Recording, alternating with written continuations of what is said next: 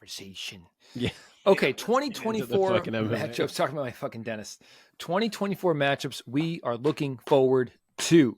Mark, start us off. Give us. So how do we do this? I don't even remember how we do I don't this. know. Do I we don't know. pick like don't our remember one either. in a weight class? Like what?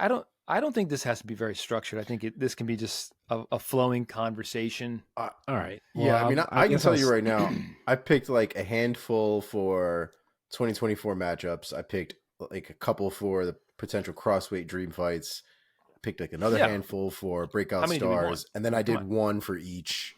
Well, I for each would weight hope you class did for one the- for each because that's the requirement. Well, I was about to leave out 3 of them, so I'm just letting you know I did do all of them. All right. I mean, I'll start it, I guess, with the big boys, and we can just kind of generally talk and work our way down. Yeah. But obviously, I am looking forward to Bones and Stipe if we are ever going to get the two of them in a cage. And even more so after today, I am looking forward to Bones and Aspinall because these boys are going at it online. Have you been seeing this back and forth today? Yeah, a little bit. I Oh, have. today? No, Yeah. what? Yeah. Just more Bones, and more like no one being the like latest, out of I pocket guess, is or anything. Nah. It's just a lot of Bones saying like it's basically just reminding Aspinall that he is the paper champ, that he is nobody, that he has done nothing, and that he is John Jones, and that he needs to just wait in line and shut the fuck up. And that beating Aspinall does nothing for John's record, and that he doesn't even know who anyone is on Aspinall's record outside of like 4 guys. And when John was winning championships, Tom was a nobody, and so on and so on. And notice Sergey didn't say shit to nobody, and he's still throwing Sergey into the mix. Like, Sergey didn't do shit. You didn't do shit. You weren't the backup fighter either. Like, Sergey's at home just licking his wounds and being brought into this Twitter fest. So what did Tom say? Tom's just trying to get this fight. Tom wants that fight.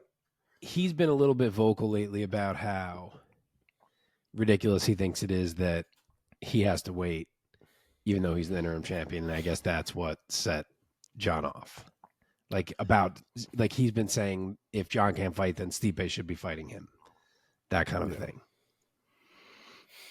But you know what's funny is that as a fan, I would so much more look forward to at this standpoint in time, would rather see Jones versus Aspinall.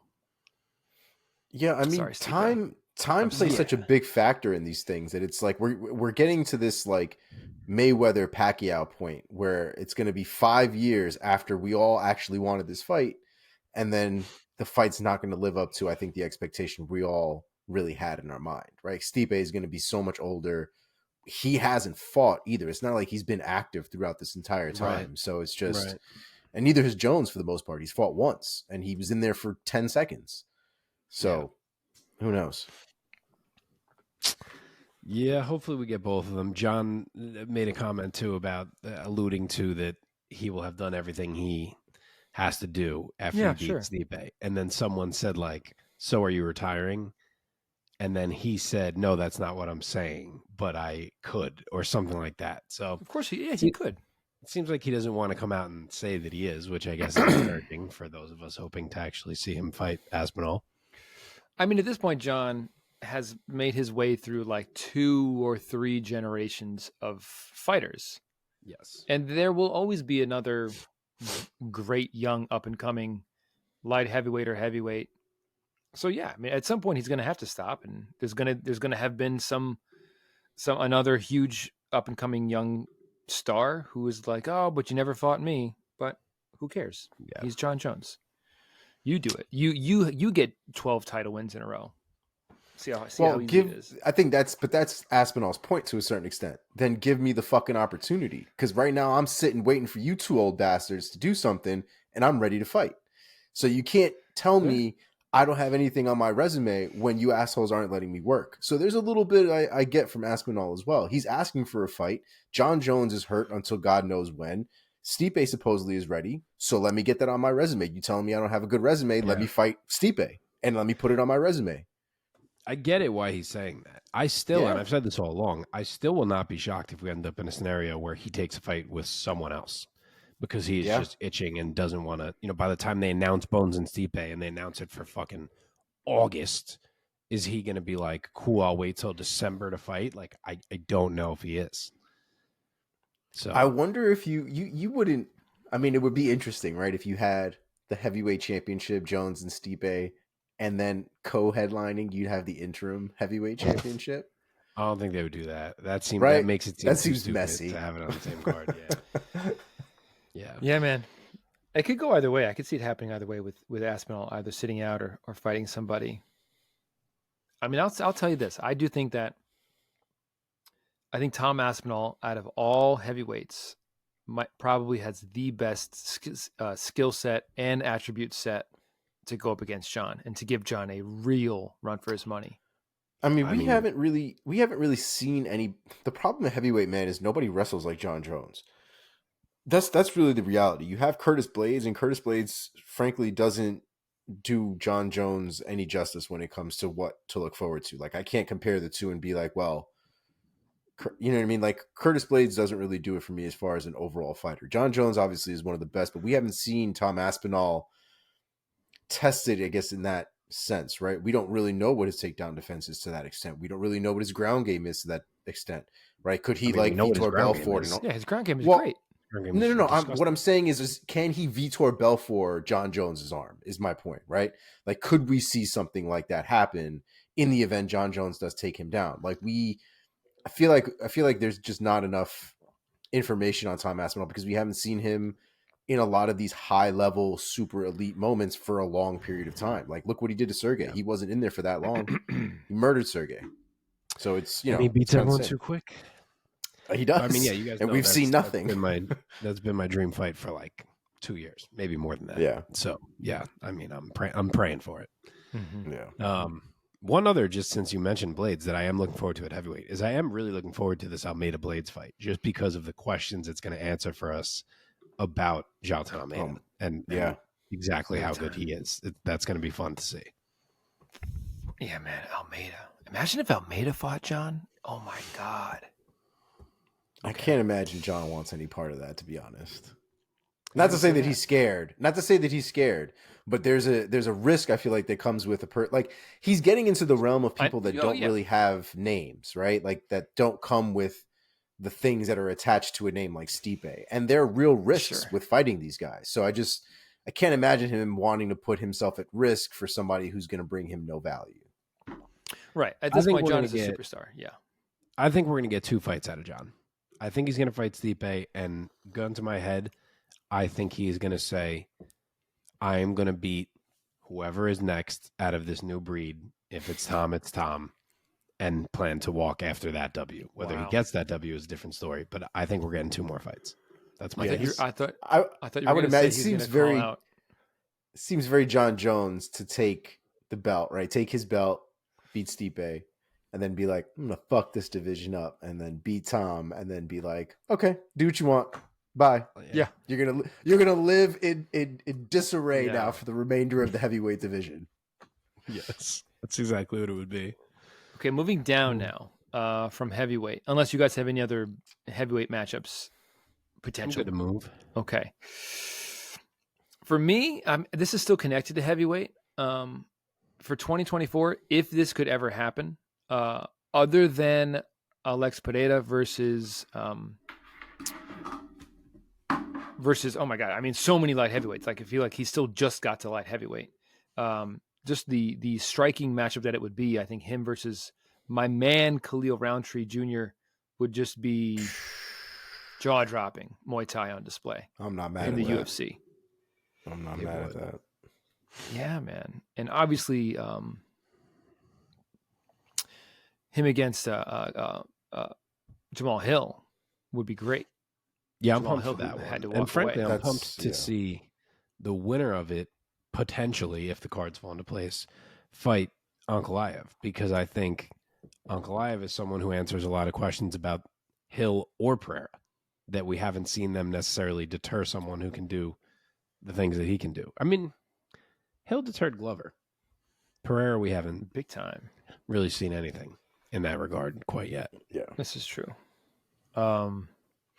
Also, I feel like it's been hinted at that Pereira might move up to even heavyweight at some point, and my matchup that I'm looking forward to is him against any heavyweight, just to see. Give me a giant bucket of popcorn. I'm ready for that to happen this year too. We have a crossweight dream fight section coming up, Mike. That's true. Sorry. Okay. Anything By the else? way, you guys seen these recent pictures of Izzy? No. What? No. He looks big. Oh yeah. He's on that shit. He might have some 205 in his plans. Dude, imagine if he fights Pereira again at 205. Yeah, I don't know. He looks fucking jacked. Is he failing smell tests out here? Could be.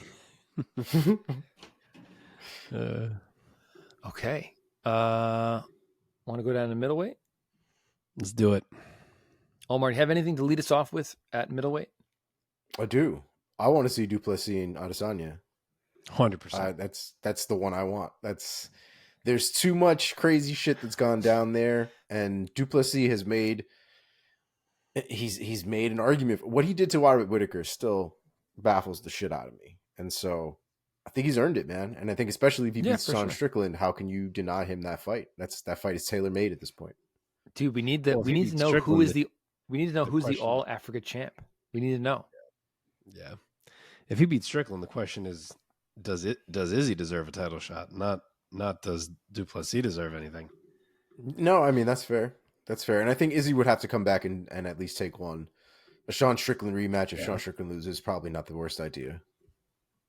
Yeah, I mean that's the money fight at middleweight. I mean Strickland and Duplessis I'm pumped for coming up in a few weeks here, but Duplessis and Adesanya is still the money fight at middleweight right now. Personally, I really still wish we could see my idea of Whittaker and Usman. I know it looks like we're getting Whittaker and Costa, which doesn't do it for me the same way Whittaker and Usman does. But we'll see if we can hit that point at all this year. And then whenever Chimaev is back, whatever run we see out of him is going to be fun as hell no matter who he fights. This is true. Dude, Kamaru Usman has had a rough 2023. Hopefully his 2024 is better, but it's definitely the worst year of his entire career ever. What was he, 0-2? Just 2 fights? 0-2, but he was coming off of a loss in 2022, which was the only fight he fought in 2022. So it's like, I mean, he's fighting Leon and Hobbs in years. That shit'll happen, man. He's fighting killers. Yeah. I'm excited to see Brendan Allen go up against Vettori, which is obviously happening very soon, but otherwise, I'm really excited to see Brendan Allen. After the year he just had, I'm excited to see him go into the top 5 now. See how he There's fares. something about Brendan Allen that really makes me think he's going to run over Vettori. And like no shade to Vettori because I've talked him up here before. I enjoy watching Vettori fight, but there's just something about the way Brendan Allen has just been sunning dudes that just makes me think Vettori is not there. He really does have handles his business. Like if he was to beat Vettori and then just like tapped out one of these top guys, I feel like as much as it would be surprising, I don't think we'd be surprised. Like he really looks that dialed in right now. And he's so unassuming, right? It's not like he's a Costa. It's not like he's this dude that comes in with this visible aura of I could fuck anybody up. But when he gets in there and when he's doing what he's doing, he's really fucking good, man. It's crazy. Yeah, middleweight's really fun right now, quietly. Yeah. I mean, you got Strickland, Izzy, Duplessis, as we just said, Whittaker hanging around, Usman if he's there, Cannonier is going to be coming back from injury, Brendan Allen if he wins that fight, Costa, Chimaev trying to work his way up. Like there are a lot of names at middleweight right now. There could be some real fun fights in that division this year. Yeah, man. It seems a little bit like up in the air. And a lot of guys who could all beat each other. It's almost like the new welterweight, I feel. Totally. Speaking of segues, there you go. Good job, Mark. You're welcome. Let's talk welterweight matchups we are excited to potentially see this year. What's so funny?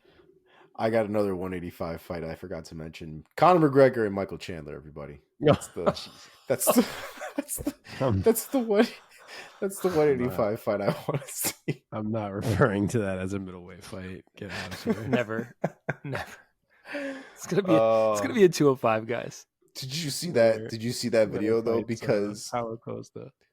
There's something that just still entertains me so about Conor McGregor videotaping himself, dating myself with the term videotaping, but videotaping himself trolling the entire world on New Year's Eve. I really hope that's bullshit and that the fight's at 170. 185 is so fucking stupid. He's cackling. I can't imagine he's telling the truth. He's really actually cackling in that video when he says 185. Yeah. I really hope not. Nah, I can't imagine. Yeah, dude. Okay, let's talk welterweight. Mark, lead us off with some 170 matchups. I mean, of course, it is going to be nice to see Leon and Bilal and have that question answered, but I'm looking a little past it, and I'm hoping we get Leon and Shavkat. That's my top welterweight fight we can make at the moment. Yes, Bilal could prove me wrong and ruin those plans, but if I could make one right now, that's the one I'm making. Honestly, I think they're both screwed when it comes to Shavkat. I don't think it matters whether it's Leon or whether it's Bilal. I think Shavkat there's something crazy about that kid. The way he's able to just run over people the way that he has been is just wild. He's just so good everywhere. He's so good at everything. He's such a good striker. He's such a strong grappler. He's huge for the division. Yep. The only hole he has shown, which helps Bilal less than it helps Leon, is that he will get hit cleanly. So maybe Leon could find the off switch. Bilal less of a factor in that regard. But that's the only thing I can say negatively about Shavkat is that he will almost willingly eat shots, and thus far his chin's been fine. But you wonder what a sniper like Leon could do if he gets that chance. Oh shit! I didn't realize Leon was 6 foot. Motherfucker's tall. I think he's listed at 6 foot. He doesn't seem like a real tall guy to me. He doesn't, but Shavkat does, so I thought there would be some sort of height discrepancy there, but they're apparently an inch off. 6'3". 6'1"?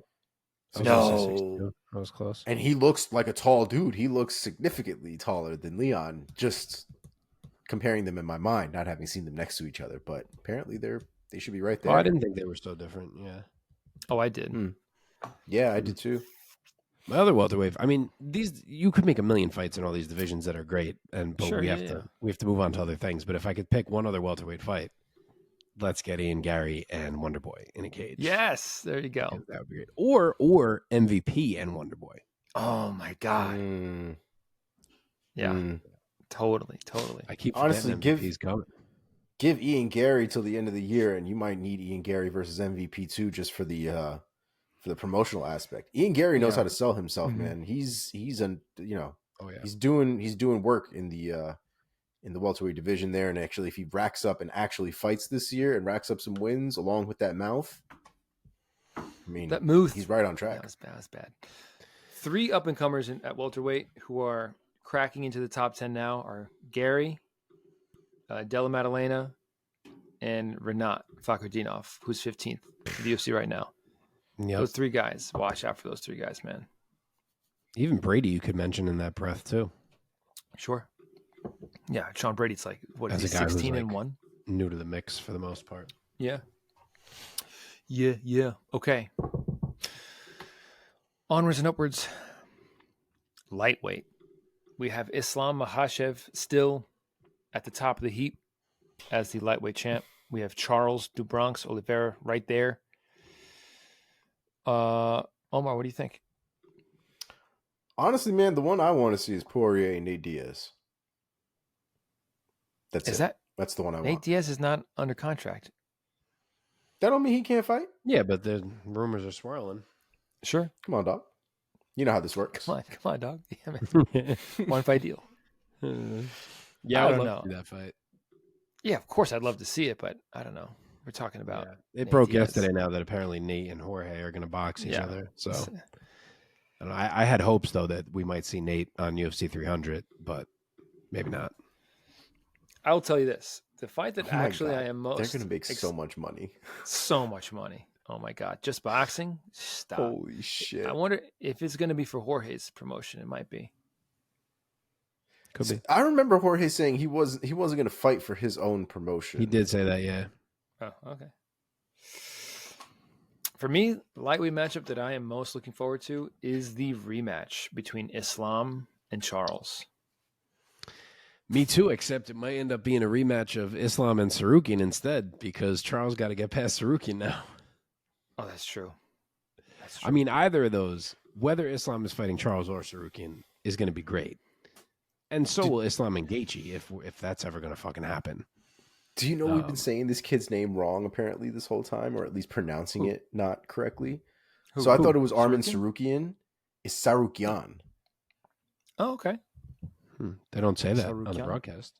That was I was listening to the podcast, John Anik's podcast. But he doesn't say that when he does. Well, I don't know, but that's what he was saying during the podcast. Sarukian. I've never heard him say that when announcing his fights. It's probably not even that. It's probably like Sarukian or something like that. If you want to say like how to say it his way, the proper way, like in Armenian, I don't know. Yeah. I'm just going to put my foot in my mouth, so I'm going to shut up. I'll switch gears slightly and say I also wish, but I don't know if it can happen anymore, that we could see Usman Nurmagomedov versus AJ McKee, because I had high hopes of seeing that fight this year, and it all fell to shit. And now PFL's involved, so I don't even know if that's still something we can do, but I would love to see it. That'd be dope. That'd be dope.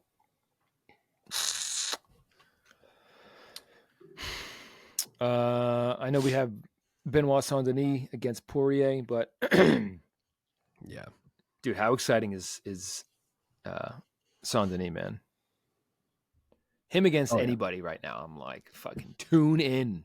Dude, I said when he finished for Vola, I don't remember exactly what I said, but I said something along the lines on this podcast of if any of these random up-and-comer guys have a shot at getting like a Poirier or Gaethje to fight them, I think Benoit might have the best shot, simply because he carries that aura of like invincible violence. And I could see one of them being like, all right, fuck it. I'm going to stop that guy.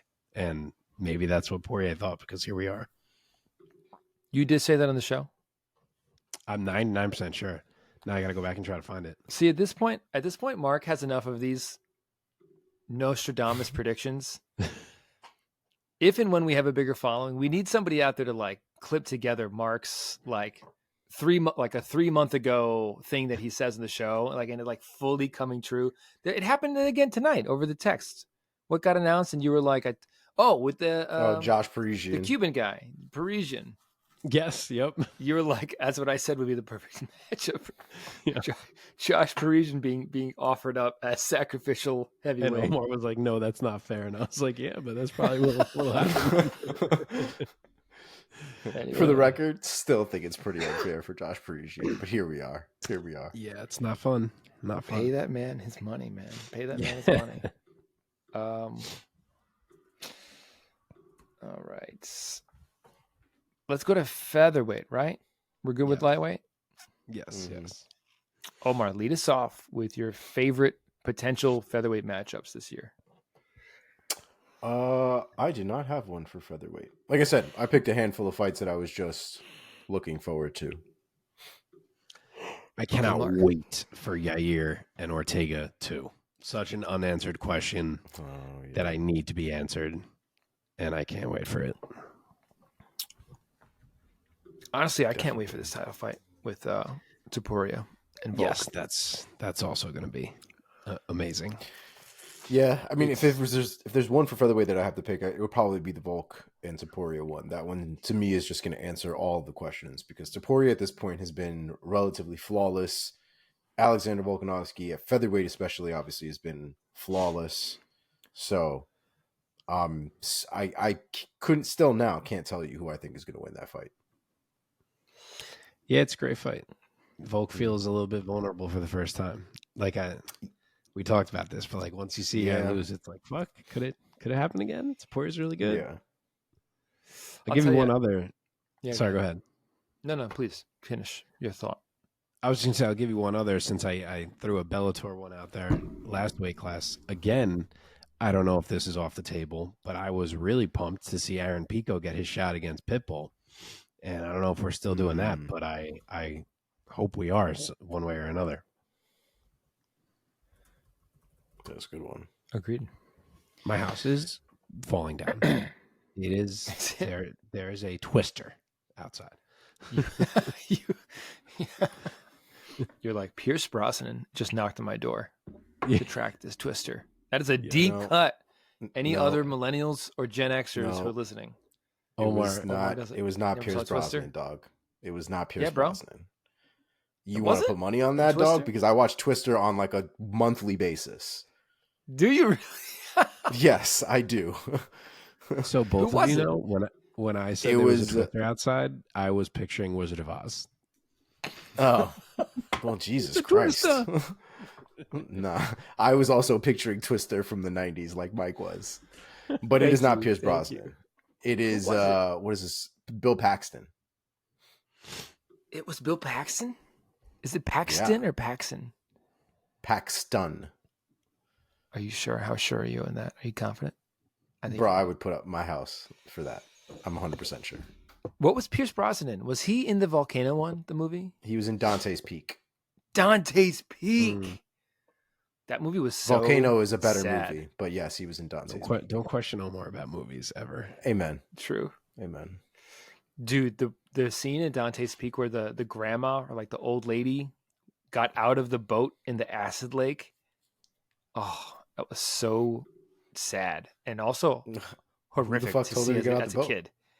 Who told her to get out the? Oh yeah. Who told her to get out the boat? Okay. Oh, I was just gonna say real quick. Play stupid games, you win stupid prizes. Yes, Exhibit A. One last note for featherweight for me. The somewhat recent performance of Josh Emmett sending Bryce Mitchell, who is still somewhat of an up-and-comer in the top 10, and sending him to the Shadow Realm. I think he bypassed the Shadow Realm, dog. Dude, I'm still very curious about Josh Emmett. He's still ranked 6th in the featherweight division in what is a stacked division, one of the most stacked divisions in the promotion. And Josh Emmett is a guy who it never was this like young up and coming guy. He's an older guy in the division who's found sort of a second wind in his career, and he is like one of the hardest hitters pound for pound in the sport. And I'm curious to see what kind of year he has, because coming off of that win against Bryce Mitchell, where he looked so good with that one hitter quitter, and he can do that to anybody. And I'm always struck by this whenever we preview a Josh Emmett fight, and I look at his record. For a guy who is such a knockout artist, if he has 15 career wins, you would think that like 12 of them would be by knockout, but they're like 4 have been by knockout, or something.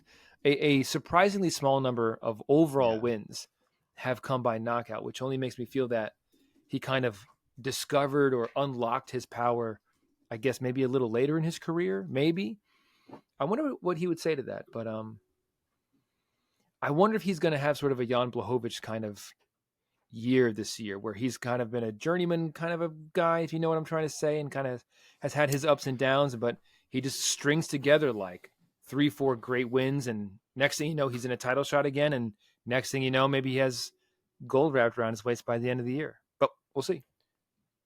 I think that division especially is going to be difficult for him, because there are always going to be those couple guys that stylistically he's 9 out of 10 times is probably going to lose to, right? Like if you find a guy that's stronger than Josh Emmett's done, right? There's not very many guys that are significantly stronger than him, but Topuria is, and I guarantee you so is Volkanovski, even with like the foot difference that they probably have between each other.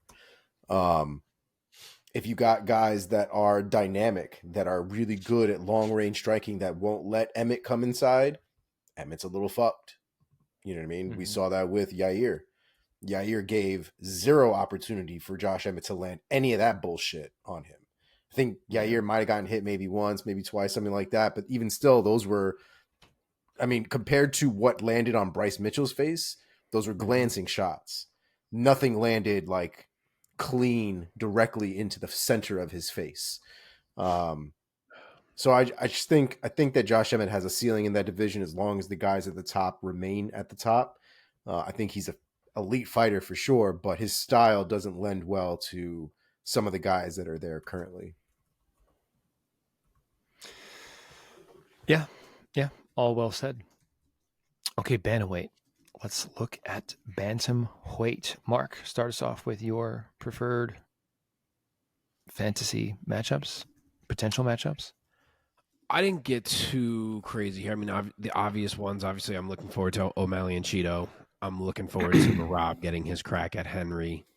The only outside of the box thing I noted is that I wish somehow contractually we could get Patchy Mix into the UFC. Oh, Because, Mm-hmm.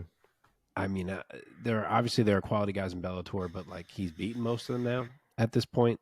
PFL doesn't even have bantamweights, so like I don't want to see someone this good kind of waste away with nothing big to do. Again, like obviously there's guys he can fight, but he deserves to have a huge spotlight on him, and I don't think he's going to get that at bantamweight anywhere besides the UFC. So I wish there was a way for that to happen somehow this year. Agreed.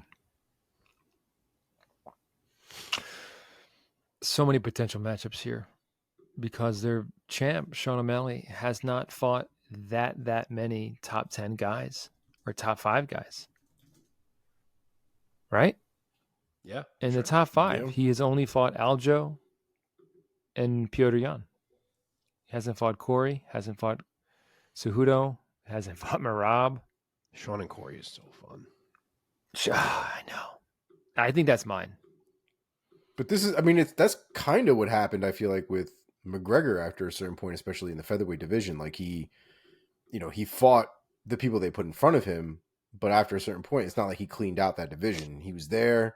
He was a very wham, bam, thank you, ma'am kind of guy. You know what I mean? He got his belt and he got the fuck out of there. Toot sweet. I tell you what else would be a really cool matchup. If he can make it happen this year with maybe a couple more wins, and if he can get to a title shot, Davison Figueiredo versus Sean O'Malley. Yeah. If O'Malley's still there, former champ versus champ would be very, very cool. That, I mean, you would think O'Malley's reach there would really give him the edge, especially because he knows how to use it. Yeah, yeah. I would just like to say that McGregor's featherweight run included him beating Max, Poirier, Mendez, and Aldo. It did. Wow. Pretty good. It did. And like I said, it's not like he didn't. McGregor also didn't pick his fights though. McGregor was very much like, who's next? You know, give me somebody who's next. Oh, this person broke his fucking foot. Great. Who's next? Put somebody in the slot. Like, I never give McGregor shit. This was all obviously the UFC's fault, but Max Holloway was also not Max Holloway at the time. Dustin Poirier had hit his peak at that point either. Chad Mendez, I would argue, was probably at the height of his career at that time. So that was a very good win. I think the best win, and at the time, the best win for him because everybody had thoughts about what he was going to do against a wrestler, the first wrestler he was really fighting. He's not going to do well. And he beat the shit out of Chad Mendez, at least in the second round. I want to counter about Max. He lost to Conor and then never lost again for 6 years. So he was pretty damn good. Like, it's not like he was bad, but he also beat Max on one leg. I don't think that if you had that same fight, if you had the same fight now between the two guys, or at least when McGregor was at 145 as the champion, I don't know if it would have went. I don't think it would have went anything like that first fight. I think Max was still very wet in the division. I don't think that if you look at who Max beat after Conor, it's not like Max went on to beat crazy names directly after Conor won. No, but no one ever beat him for 6 years. Agreed. There's definitely no dispute there. But the quality of opponent, I think, allowed Max to continue that nice trajectory where McGregor was consistently shot out of a fucking cannon.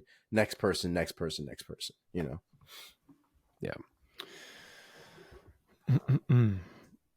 Okay. Flyweights. We're almost done with this portion here. And then we're going to get to the ladies. For me, it's Cop. I want to see Cop against Pantoja, even though we've already seen it once. I want to see it again. I want to see Cop against Moreno. I want to see him against these top guys. And then I guess another one would be Makayev breaking into this upper echelon and matching up with these dudes too is going to be pretty fun. Yeah, man. I'm right there with you, man. I think Cobb can go very, very far. For me, it's Albazi, actually. I think Albazi is finally at a point now where he can really make some waves, really make some moves. As long as he doesn't drop the ball, man. I mean, he's literally knocking at the door of greatness right there. Yeah, absolutely. And I'm also excited to hear about or to see what Muhammad Makayev has in store for himself this year. Yeah, me too. Me too. He's so young. Like if he can beat these guys already at this age, at the top of his division, it's a scary dude. I'm also hopeful, although this probably won't happen, but a Matt Schnell Sumaderji rematch would be nice. That would be dope. Okay, women. The ladies. Let's go to women's bantamweight. Don't skip featherweight. I got 2 big featherweight fights I'm looking forward to. No, who do you want? Over. Oh, who do you want from outside the UFC?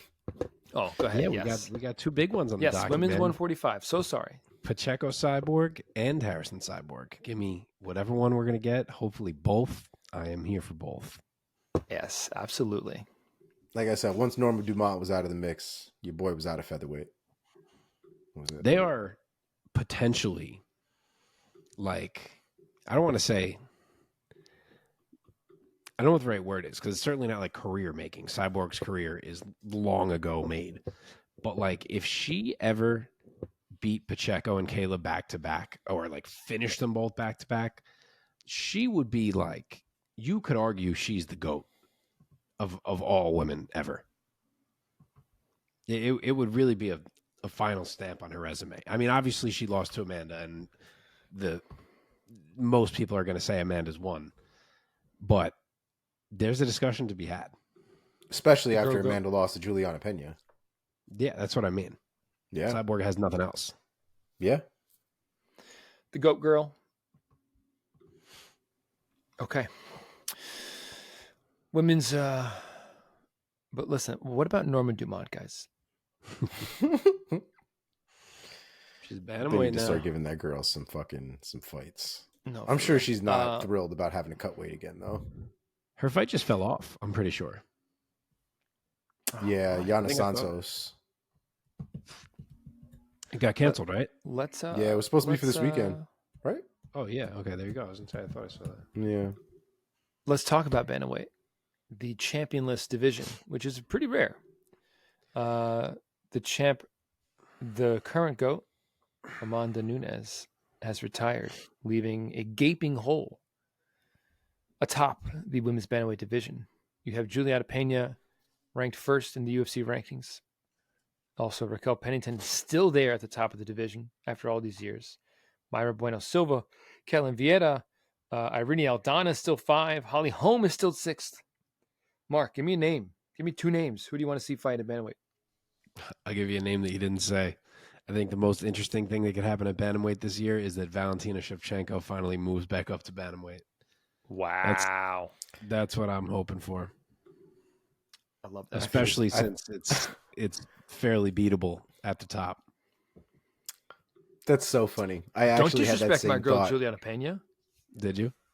I did, and I added one of these fights to the crossweight fights that we'll get to in a minute. But I thought this would be the perfect time to have that crossweight fight for Valentina. That's true. I guess I should have saved that for crossweight. Yeah, I did have that thought too. I'd also like to see Tate and Holm. I think that's a fight worth making. Yep, and that was mine at this point in their careers. If Shevchenko doesn't move up and fight for the belt right away, is there a fight made right now for the Pennington and Pena? Oh, Bueno Silva. No, not Pena. Pena's hurt. It's Pennington and Bueno Silva. Man, that's right. And the assumption is that Pena is going to fight whoever wins it. Yeah, but it's for the belt. Whoever wins is the champion. Pennington and Silva. I got to meet Pena at APFC last year. I shook her hand. It's very cool. She's very nice. Nice. I got to meet Pennington actually. At the UFC Expo that year that I went with Francesca. Super nice, super jacked. Like she was also a lot Yeah, bigger for than I was sure. expecting her to be. Yeah, for sure. totally. Yeah. Dude, all these 35 girls, these 135 girls, She they was probably walk I feel around at like 150, 160 pounds. yeah, but she wasn't like super small either, like short. And so she was just She was very tall. she was very compact, but she was all, you know what I mean? But for 135 pounds, like my fat ass walks around at 180. So it was just fitting all 135 into that frame, or I guess walking around probably like 150 in that frame. You know, she's solid, man. How do you think Misha's going to do this year? Who knows, dude? I mean, I could see her beat Holly if that's a matchup that she got. I'd probably They run that Holly. back? Wow. I'd probably pick Holly though, man. I mean, she wasn't winning the first fight. That's true too. But she Yeah. did win the first fight. She Sure did. She did. But she won that shit like she was gonna die though. Like she was clawing at Holly Holm, just trying to get any piece of her attached to her, and eventually she did. But That I was mean, for incredible, that for fight. I love 4+ that fight. rounds, It man, was. Tate was losing. I don't want to say she was getting her Yeah. ass beat because it wasn't all that No. either, but she was losing. Right.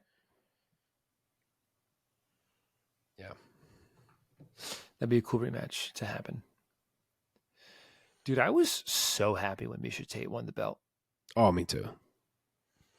It's a It was great moment. Yes. Okay, women's flyweight.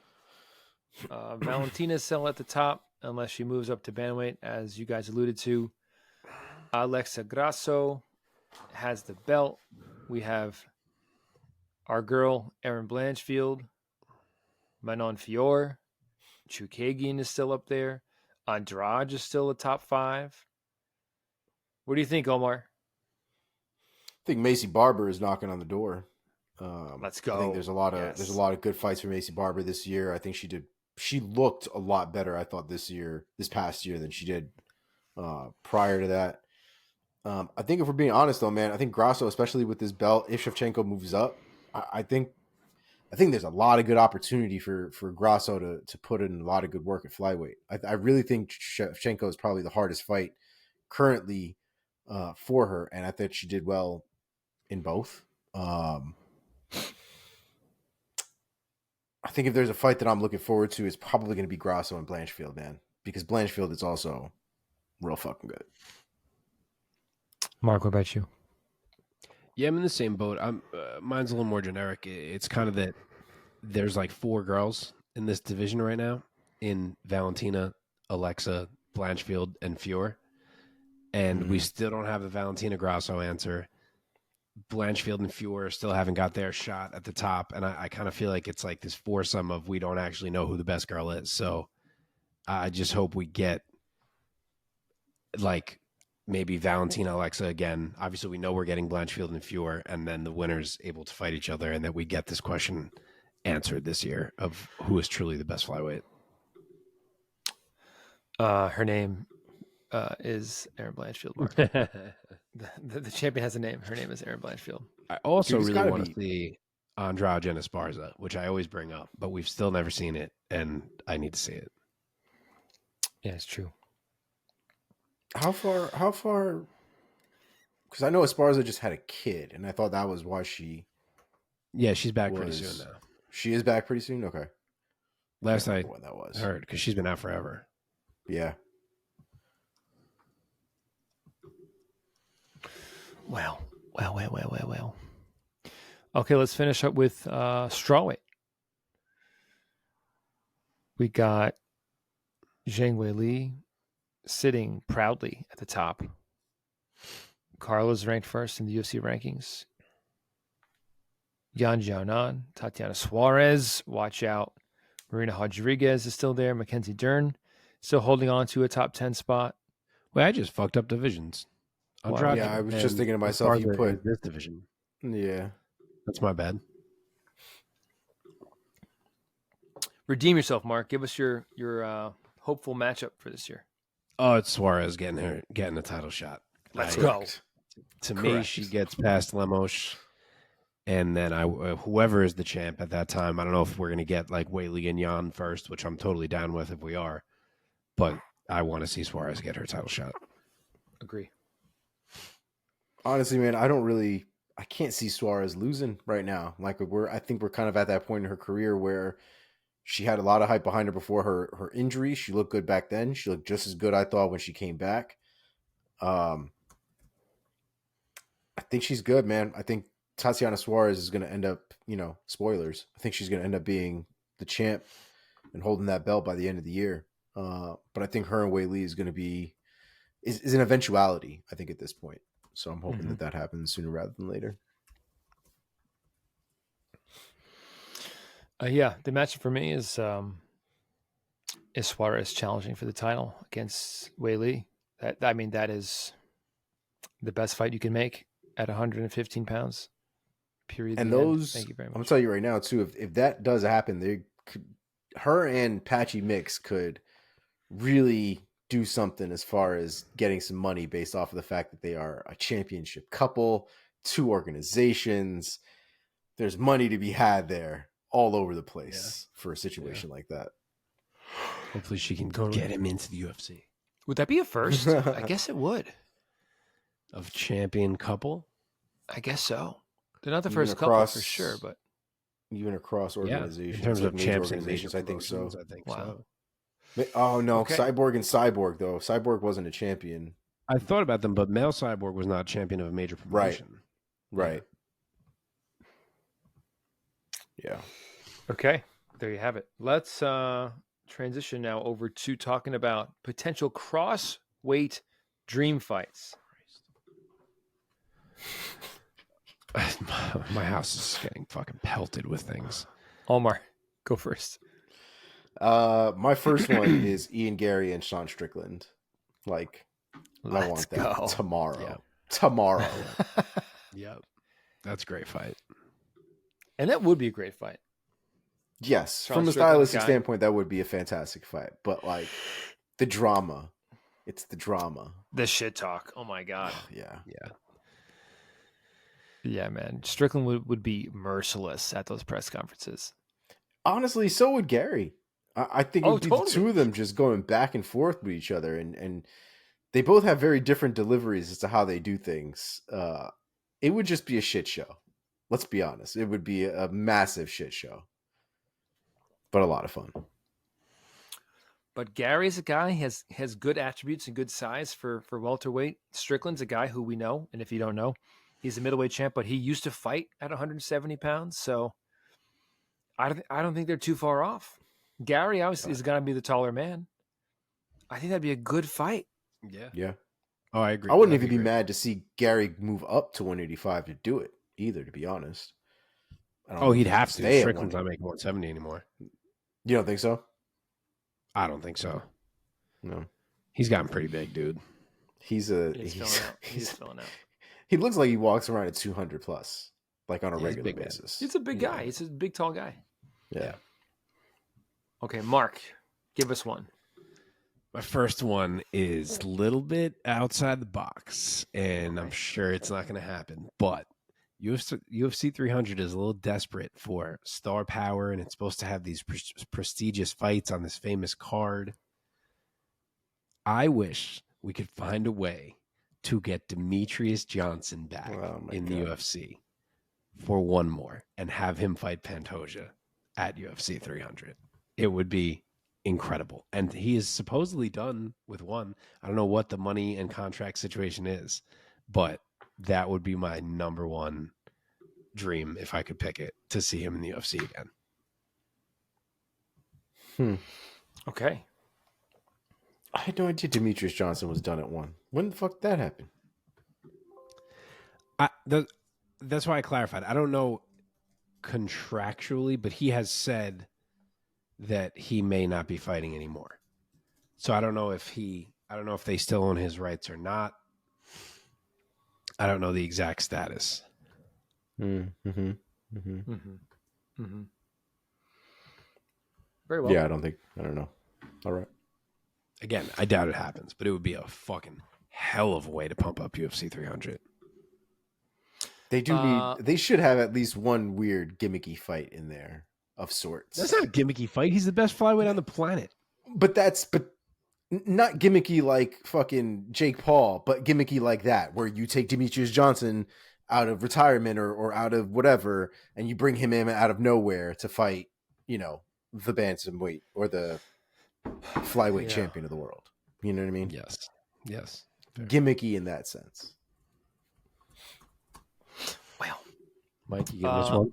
I'll go back to the thing I alluded to earlier, and I really would love to see Alex Pereira moving up to heavyweight at some point and try to be the first 3-division champ and fight whoever is there at the time, whether it's John Jones or Aspinall or I don't know. But it would be nuts. Dog, it would be nuts. No way. There's no way. Like, I just imagine, I imagine Pereira standing next to Tom Aspinall, and I can't imagine that he doesn't get slept by Tom Aspinall. Like, I can't, it doesn't compute for me. I ain't going to tell him he can't try. Yeah. I mean, I guess. I don't see it. What's your next one? I have Makhachev and Edwards. Makhachev, not Makhachev. Makhachev versus Edwards. Yeah, that's a good one. Yeah, I definitely need that fight at this point. I mean, Makhachev has done stuff already. It could be more. I wish he was more active, but if we're going to have a limited run with this guy, I think that would be a good fight to have. For sure. Mark, my next one, the first guy in it would have to do more, I think, to make this bookable, and a year may not be enough time to do enough. But God, I would love to see Sean O'Malley and Max Holloway in a cage together. Hell yeah, man. I've never even thought about that. They're not even dissimilar in size. Like, their height's almost the same. I think O'Malley's reach is longer. Yeah. Not I think, it definitely is. I would love to just see them two throw hands. Oh, my God. I've never even thought about that potential match. The only reason it crossed my mind is because I was listening to O'Malley and Taporia go at each other. So then I was like, man, could O'Malley fight at featherweight? And then my brain just went, oh my God, he could fight Max Holloway. Yeah. So yeah, I had never thought about it before either. Who knows? Omar, do you have any others? My last one is Pena versus Shevchenko 2. Kind of alluded to it earlier, but that I need that. I need that. We're 7 years removed now from that fight, and I think we're about that time. My other one that has been hinted at a little bit is Islam Makhachev moving up to challenge Leon for the belt for welterweight. That's what Omar just said. No, he didn't. Where were you? He just said Pena versus Shevchenko. No, right before that. Oh, I don't listen to him.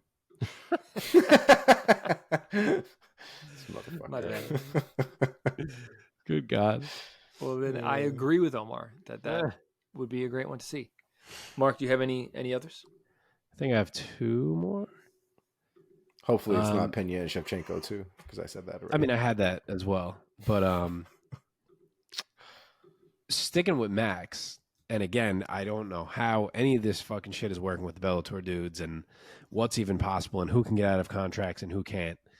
But man, if we are ever going to see Pitbull against Max, it seems like now could be the time. If he could somehow dip on whatever this PFL deal is and get himself into the UFC before it's too late, I would love to see Pitbull versus Max. Obviously, we would have loved to have seen it 3-4 years ago, but I would still watch it today. And then my one other one, same weight class, is now that Aljo is a featherweight, I would love to see him and Brian Ortega and see the grappling that ensues. Yep. Absolutely. All right. I think that does it then, right? For our crossweight dream fights. I believe that does it. Okay. Predicting 2024 Breakout Stars. Here we go. Let's start. What were we going to say? Will we do this by weight class? And if you don't have any in that weight class, you don't have any? Yeah, sure.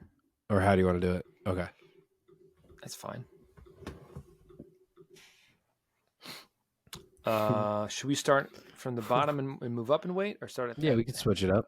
Sure. I Switch have it like up. nobody in the top weights. I just realized when you said that almost everybody is like 145 or below. I have a few weights where I have NA. I think 3. Okay, Mark, start us off. It's a Women's welterweight. straw weight. So I look at this 2 ways, and I know we talked about this last week, how we view the term breakout. For me, it could mean someone who is not necessarily someone who is viewed right now as just being like in the pack, breaking out of that pack to becoming a contender, or it could mean someone who is a contender breaking out to be a star or a champion. So for women's strawweight, I only have the latter. I don't really see anyone right now who truly stands out that I think is going to become a contender from the women we're watching right now. But I think Tatiana Suarez truly breaks out and becomes the champion. I agree. That's who I would have for women's strawweight as well, for that exact same reason. You said it better than I ever could, because she had such a long layoff. She's back, and she's going to prove just how good she is, and she's, I think, poised to become one of the next household names in women's MMA. Yep. Omar. I actually thought about Lupi Godinez. I thought Lupi had a great year this past year. She won 4 in a row. Right. I think the UFC Mexico with UFC Noche Mexico kind of trying to be an annual thing now. I think it gives her a good platform for her and her fans.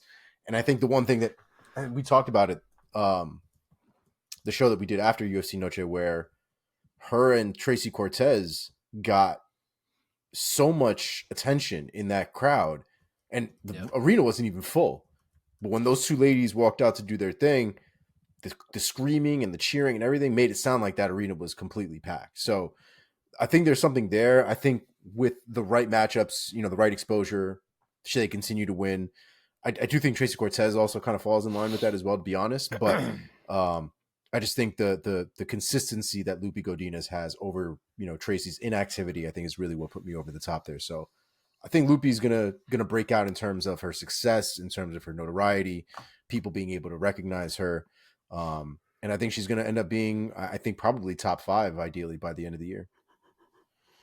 Yeah, I thought about it. I didn't put her down because I didn't quite believe she could hit that top 5 level. But yeah, I like your pick.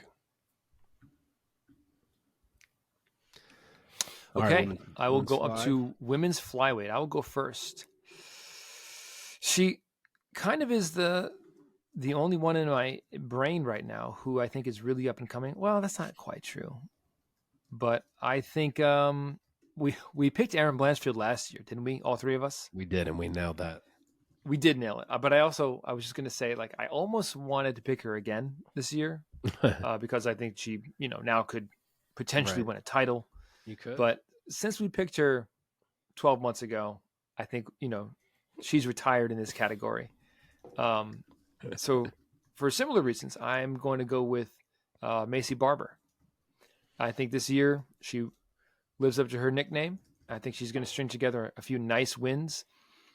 It always seems like when she's in the winners column, the promotion wants to get behind her. I just feel the energy from it.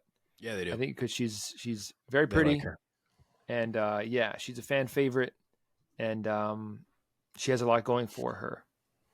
Okay, what do you guys think for women's fly? Mine is Natalia Silva, 4-0 in the UFC so far, 2-0 in 2022, 2-0 in 2023.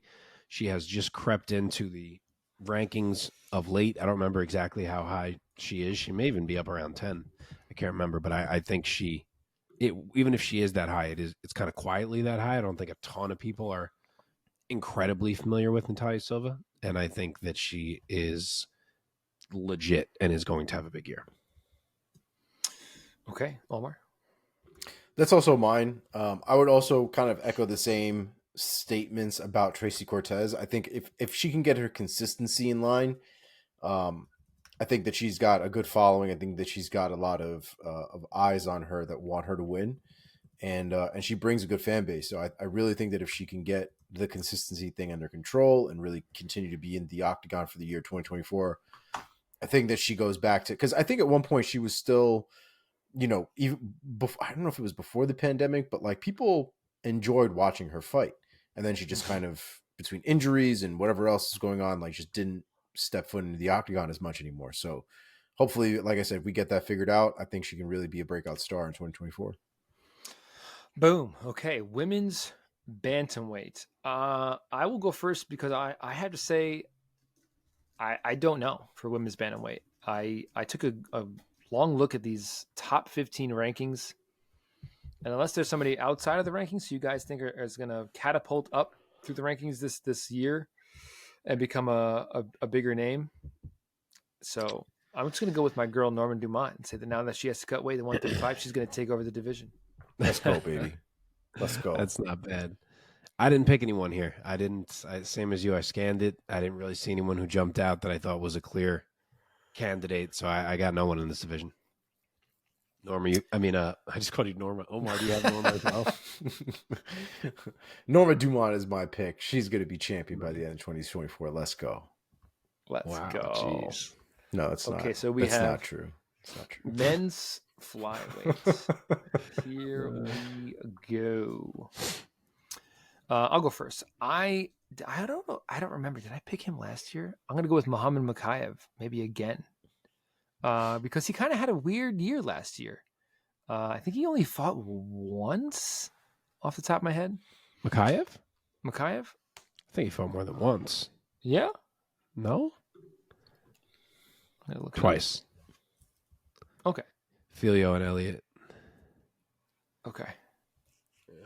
I very well may have picked him last year. I think you did. I think we all did.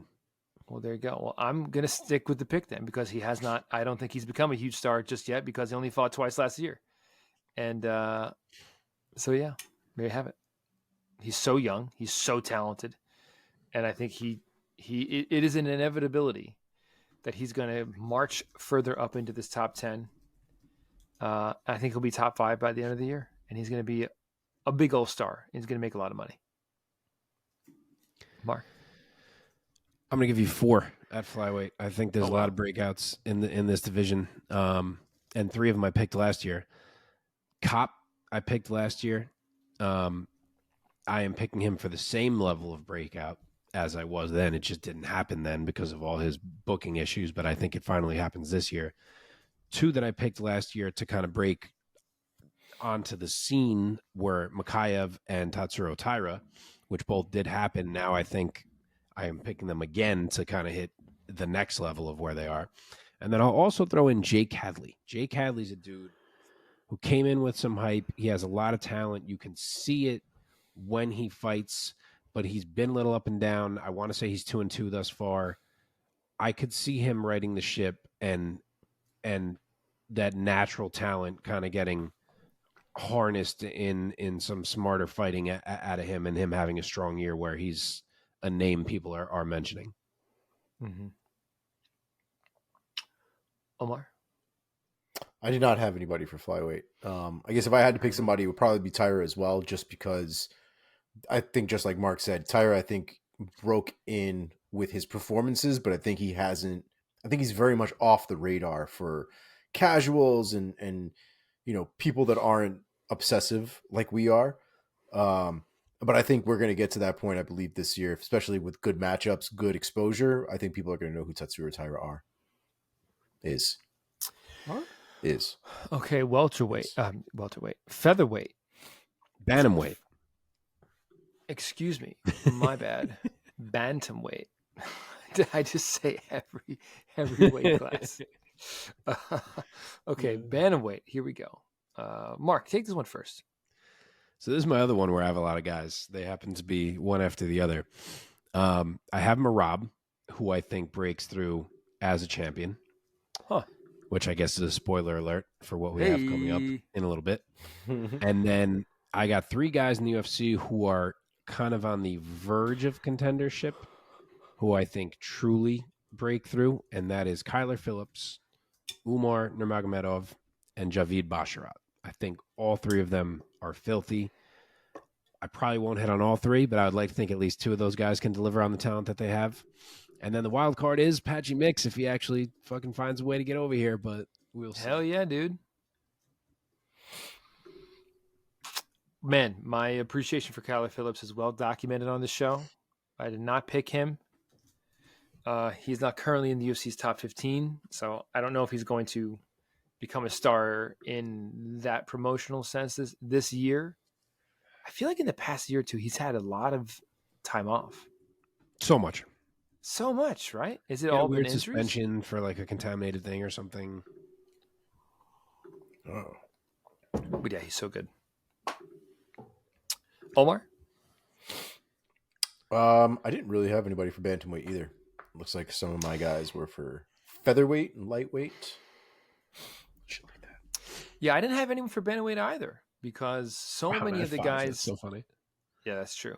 It's so funny how you can view divisions differently.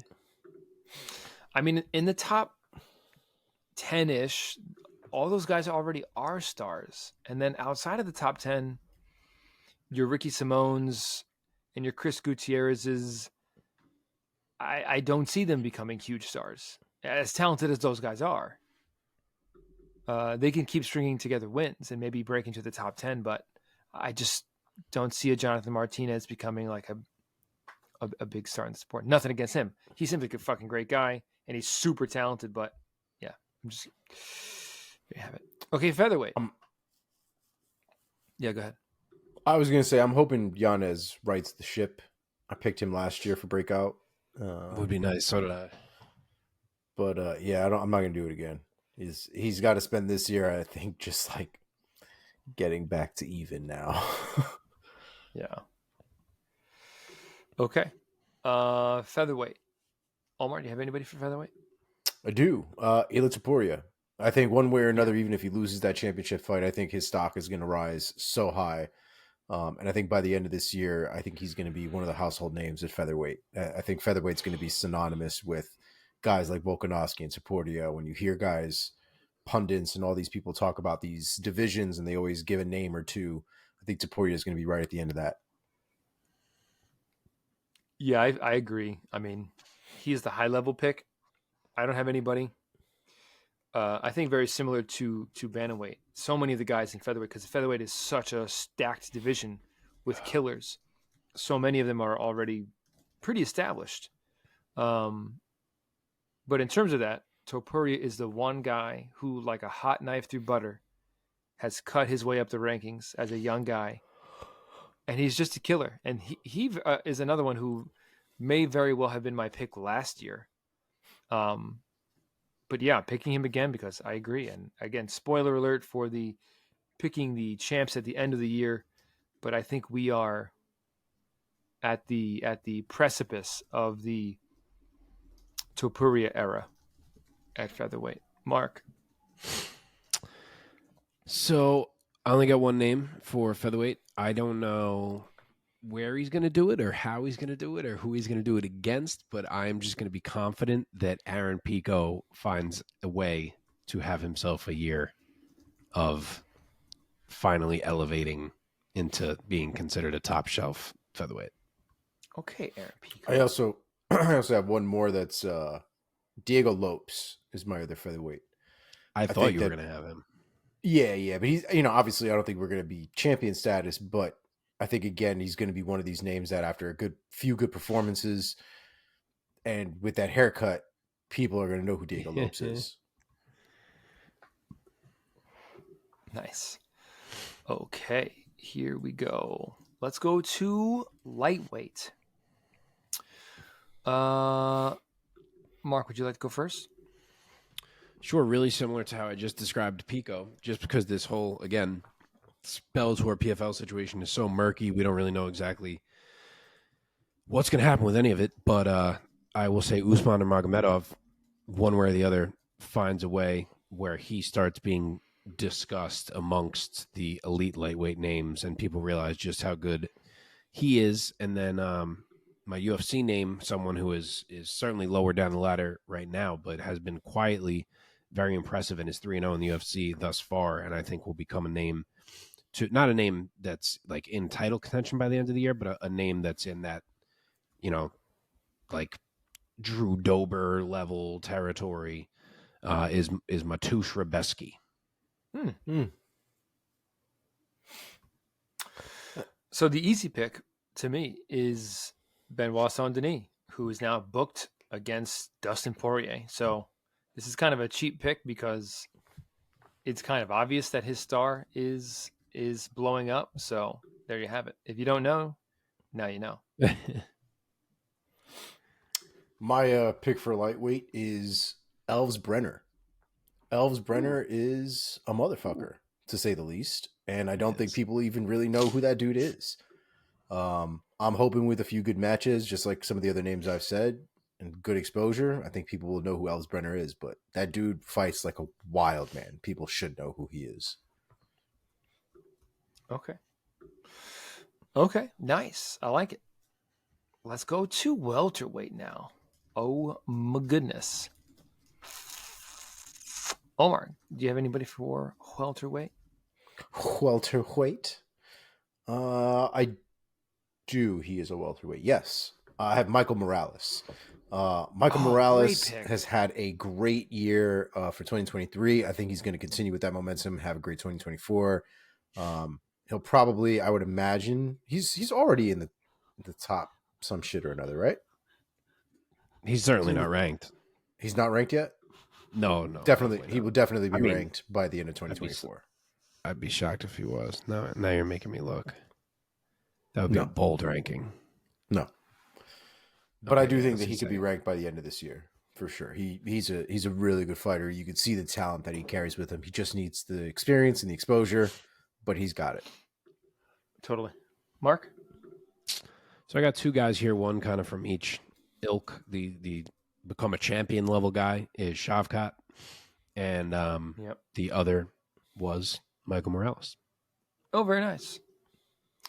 I thought the high level one obviously is Shavkat Rakhmonov, and I also think this might be kind of silly, but I think Ian Gary is the kind of personality that I think he has other levels of stardom to grow into that are not accessible to just anybody. And then I think also Jack Della Maddalena could string together some more incredible knockouts and add to his highlight reel to a point where he really is going to become too fucking good to ignore at 170 pounds. So they can't all be champ.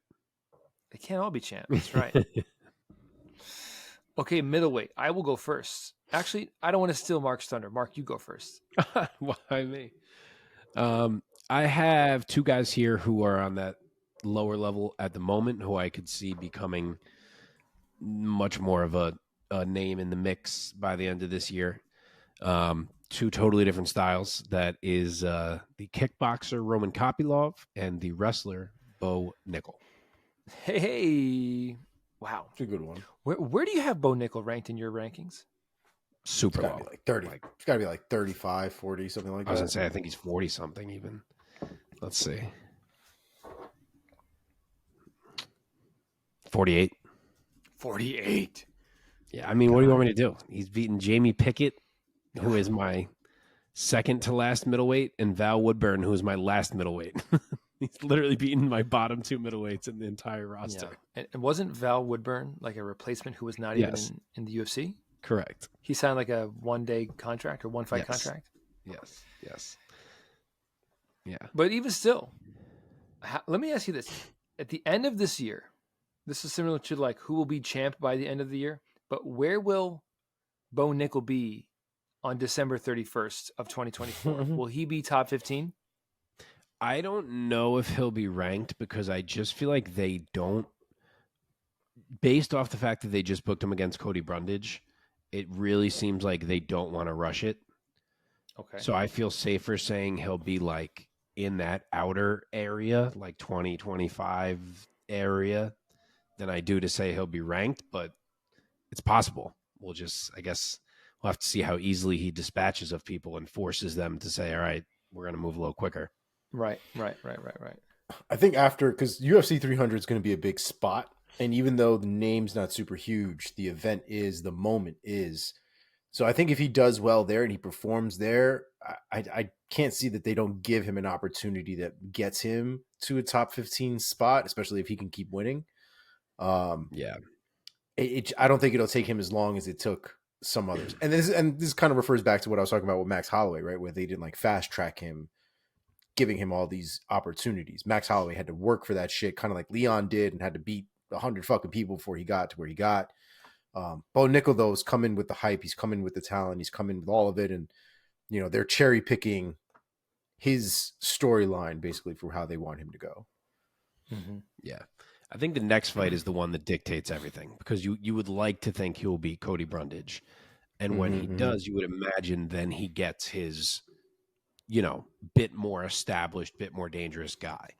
And if he did like easily beat whoever that is, you know, in the 30 range or something, if he did easily win that fight, they probably do say like, all right, fuck it, you're fighting Jack Hermanson, just because his star is that bit. You know what I mean? Yeah. If he struggles a bit, then I think that's when they're like, all right, we're not going to go crazy here. Right. Yeah. Right. Okay. Well, middleweight, I say it's going to be Brendan Allen is going to break through and be a pretty big star at 185 pounds by the end of this year, at least. My pick is Fluffy. It's the year of Fluffy. It's the year of Fluffy. It's the year of the dark horse. It's the year of the man. Nobody. I don't know where that dude went, because he didn't fight like all of 2023, right? Off the face of the earth. Yeah. So if he comes back in 2024, I think this is going to be Fluffy's year, man. I think if minimum, if he wins consistently, I think we're going to see him in the top 5 by the end of the year. Talk about a guy who just fucking leveled up in his training. I don't know if he's that good, man. I wish he was. I don't either. But I want to see it. Top 5 at middleweight is such a big ask. Especially right now. Middleweight is a fucking murderer's row. Yeah. It's just every time we see him in there, he's really fucking good. And it defies all logic. You know what I mean? Yeah. Agree. I believe in him. Is special. Absolutely special. His ground game is real fucking good too. He seems to have that pretty down packed. Okay, light heavyweight. Mark? I got a few levels here. I will go Ankalaev on the champ level. I will go Carlos Ulberg to become a true contender toward the top of the division. And then I'm going to go back to the well on a guy I was wrong about, who I picked last year. I'm going to say it happens this year, and that is Tyson Pedro to become at least a ranked fighter, whereas now he is far from that mix after the Bukowski's loss. Okay. Omar? I think I'm going to stick on the Khalil Roundtree thing, man. I think Khalil Roundtree is going to have a hell of a 2024. How high do you think he can go? It depends on the matchups, dog. I mean, Yeah, if he can avoid a wrestler on his way to the top, and somehow he figures out a way to get his striking matchups, man, like I put money on Khalil Roundtree in a straight up hand-to-hand fight without any takedowns at this point. So, sure, it is possible. There aren't many of those, though. He's already ranked 8th in the UFC's rankings, and ahead of him are not many pure strikers like him. Well, Walker is not going to take him down. Nikita Krylov very well might. That might be a fucking problem. Rakic. Yep. I can't say that kid's name. Rakic. Like a rock. Like a rock. Oh, Rakic. With an itch. Oh, I like that. Yeah. That makes it a lot easier for me. Thank you. Rakic. I think he could do well against Rakic. I think he can do well against Blachowicz. I think he could do well against Ankalaev. Time out. Is it wrong too? Is that bad too? Did you like my basketball timeout? Mike will not ever once let you slide with how you say that. I'm just gonna say fucking Yod from now on. He hears that one. He's like, no. I can never remember if it's Blachowicz or It's not Blachowicz. It's not either. Well, there you go. Blachowicz. This is your blind spot. Your blind spot for names I agree. is It's white people's names. Jan Blachowicz. Look, Here's Eastern what you European need to names do. are not my strength, dog. They're just I not. understand because he's Polish, and look, the Poles, they don't spell stuff in any kind of sensible way to an American. No, they put fucking do whatever crosses the through fuck their they want. letters, dog. Here's what you need to do. You need to not look at the name and just say Blachowicz. Blachowicz. It's not that hard. Dog, there's an L in his name that looks like a T, but it's not a T. What am I to do with this? What am I supposed to do? They got to work with me here, man. All right, bro. Okay. I feel you. So you think he could do Try well not against to butcher that Blachowicz? man's name. Yes. All that to say, yes, he could do well against Blachowicz. I think Ankalaev could present a problem, although we have seen Ankalaev just straight up kickbox for rounds on end. So very possible that he True. decides to dick measure with Roundtree in a terrible Yuri's not taking decision. it down. Yuri very well might not take him down. Jamal Hill's not going to take him down. Alex Pereira ain't taking him down. So I feel like I said a lot of people aren't taking him down from this point on. So we can have a good year for Roundtree. It's true. Because there's not many other people to pick, I'm picking Johnny Walker to be the breakout star this year. I love him with John Kavanaugh. Does that mean you're picking him in a few minutes here when we preview this fight?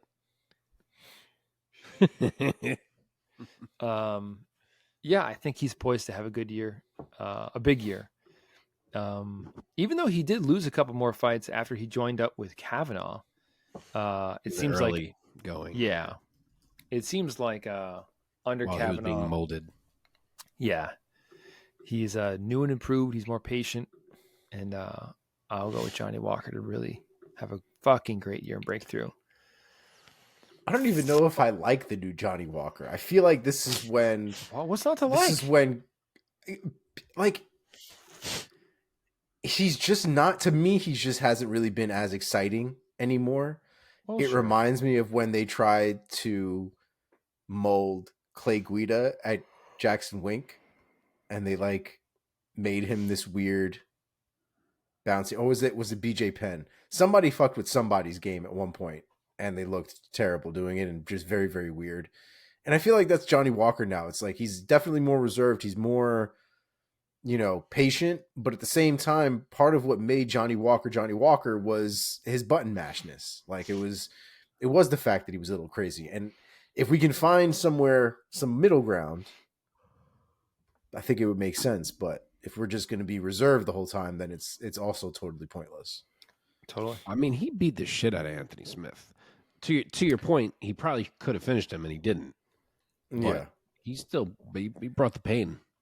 I mean, Anthony Smith has not been doing great as of late for that to, like, hold a ton of water. But I understand your point.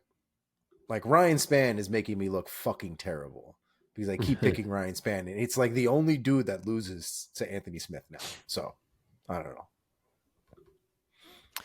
Okay, heavyweight. Let's bring this one home, and then we're going to talk about champs at the end of the year. Mark?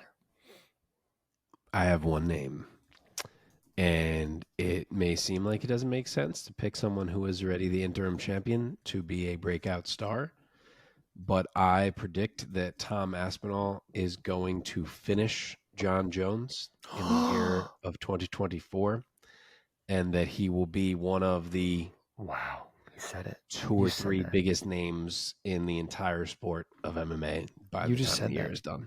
You just said that. Yes. You just said that. I've been saying it.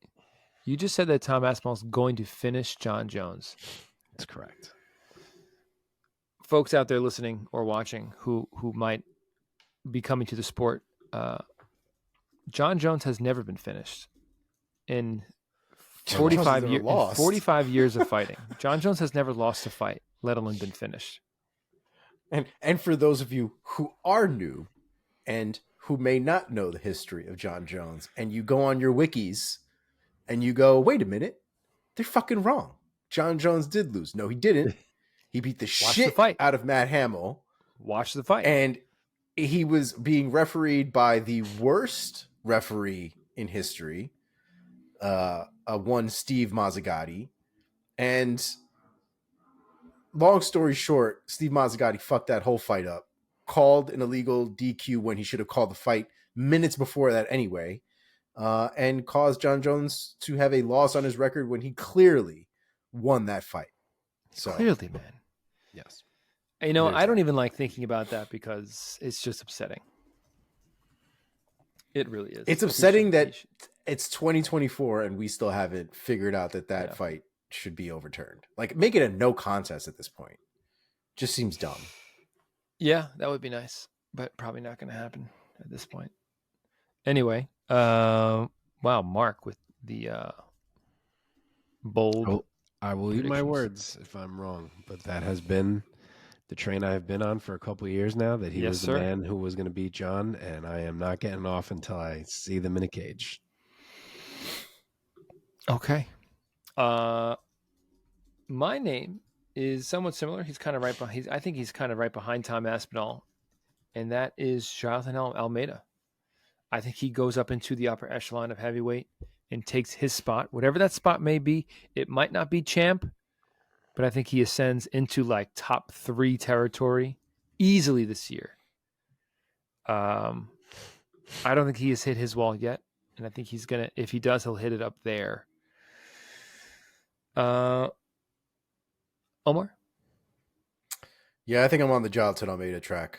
I just think that he's got such good momentum. He's got such talent, that of the few people that I think that could cause problems to people in the heavyweight division, Jonathan Almeida, I think, has probably the most diverse skill set and probably some of the strongest grappling that we've seen there, like, in a long time.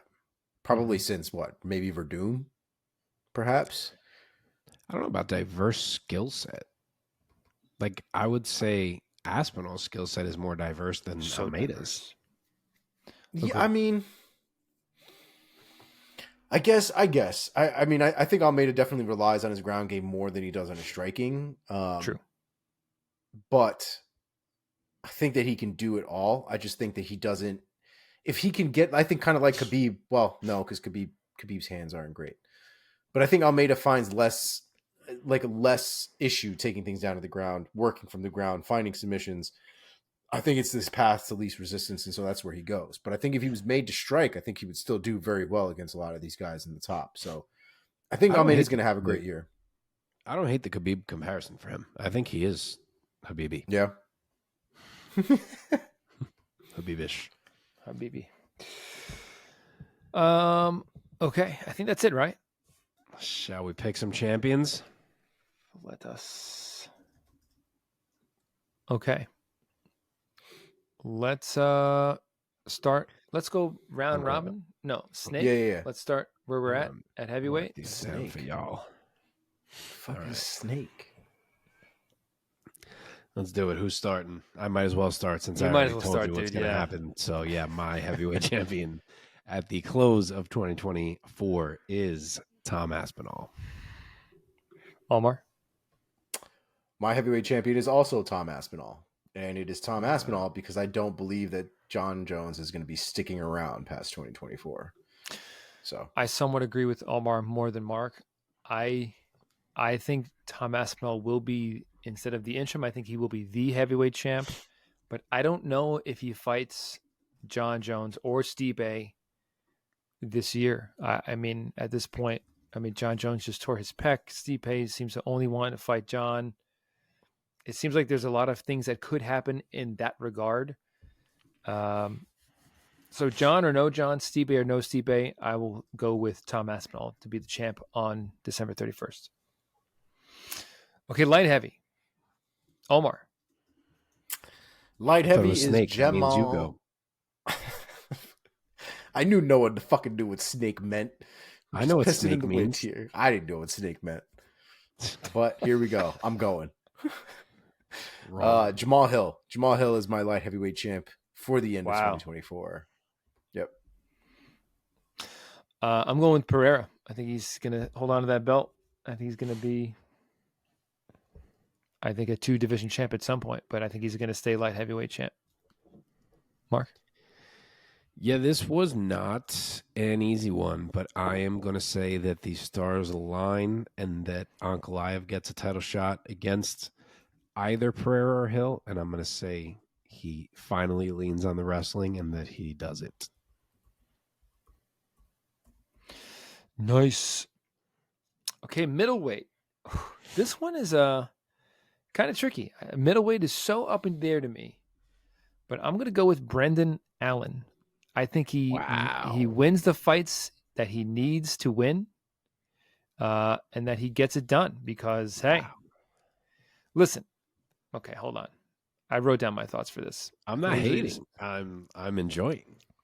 Look, as we record this, Brendan Allen is currently ranked 8th in the middleweight division, and he is scheduled right now. He's scheduled to fight the number 5 ranked Marvin Vettori. Yes, he is. This spring.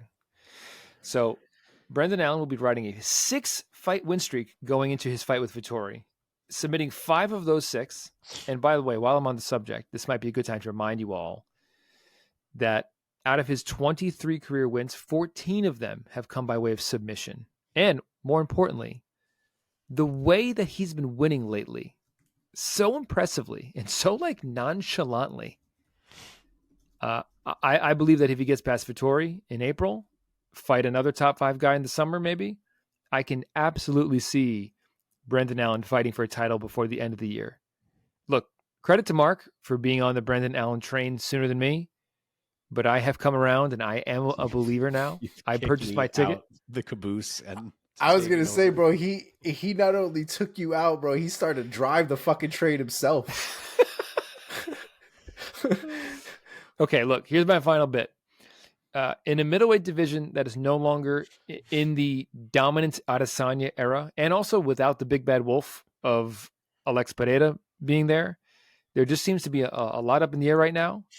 And look, we're not predicting who's going to be champ next or who will be champ in June, but who will be champ on New Year's Eve, December 31st. And I think Brendan Allen, being right now in January, ranked 8th, might be poised for a huge run in 2024. So I'm going all in with Brendan Allen to be holding the belt by the year's end. I love it. I enjoyed every second of that. Thank you. I think there's just too much resistance, because how many fights is he going to fight in 2024?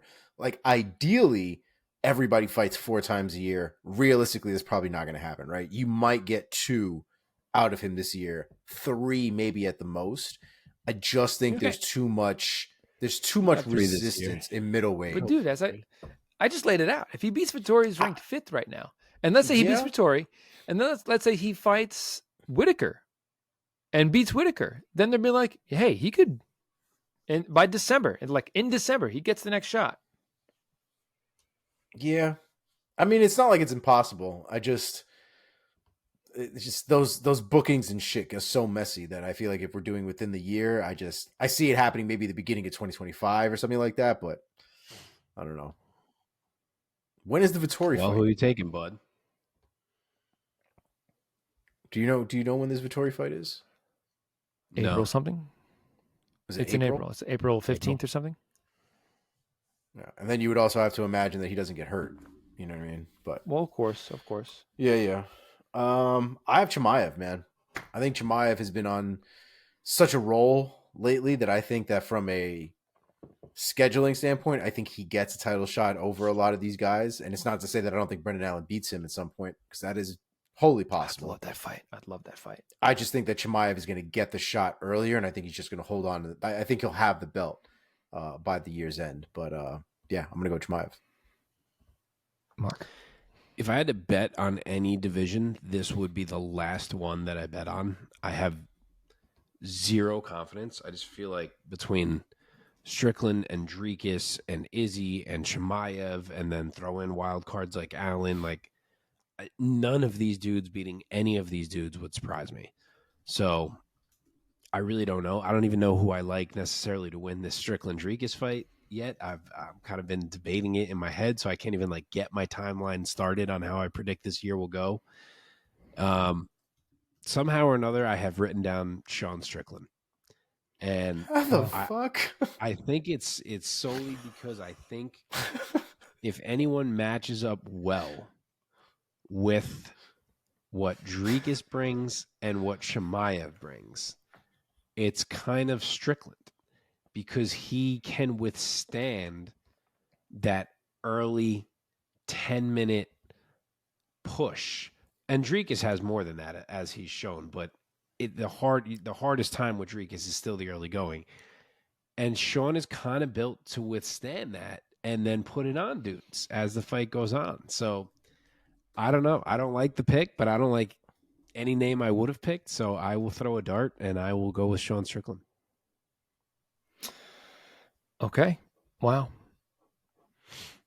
That's so interesting. He does have such an interesting style.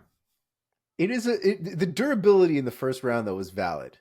I mean, short of Alex Pereira landing his fucking bomb, like there is some validity there, because now that I think about it, thinking about Hamzat and how he approaches things, like he's constantly trying to barrel bash somebody through the first round, picking them up, throwing them down to the ground, trying to like manhandle dudes, and it looks terrifying. But he doesn't do that for 3 rounds, because who the fuck can, right? And I think there's a reality there where after a round and a half or 2 rounds of Hamzat putting 100% out and has nothing for the 3rd round, it's very possible Sean Strickland still has like 80% of his gas tank left and just runs through him for the 3rd round. And he's a good grappler, which he elects not to show, but he is. Yeah, and not only elects not to show, don't downplay it. Completely obliterates BJJ on like a social level. Yes. Wear shirts that says "I roll, I'm gay" or something like he is gone. That dude gone. Yes. But he's good. Yes, he is. Yeah, he is. For all the shit he talks, he's actually really good at Brazilian Jiu-Jitsu. All right, let's keep moving. Keep it moving. Okay. See, a true snake draft means now I would go again. That is a snake draft. I just applied it to the divisions. Oh, is this a sports thing? Are you guys doing sports? Is that what this is? This is sports. Welterweight, I'm going, since no one's talking. I am taking Shavkat Rakhmonov. I am doing it. I think Leon is going to beat Bilal. I think Shavkat's going to beat whoever he has to beat if he has to take another fight. And I think we're going to get Leon and Shavkat. I am 50-50 on who I think wins that fight. And whoever wins it, I think ends the year as the champion. So I'm really torn, but gun to my head, I'm going to say Shavkat right now. I mean, Shavkat is the undeniable pick. It has to be him. It just has to be. As much as I like Bilal, and now Bilal is a co-worker of mine at APFC.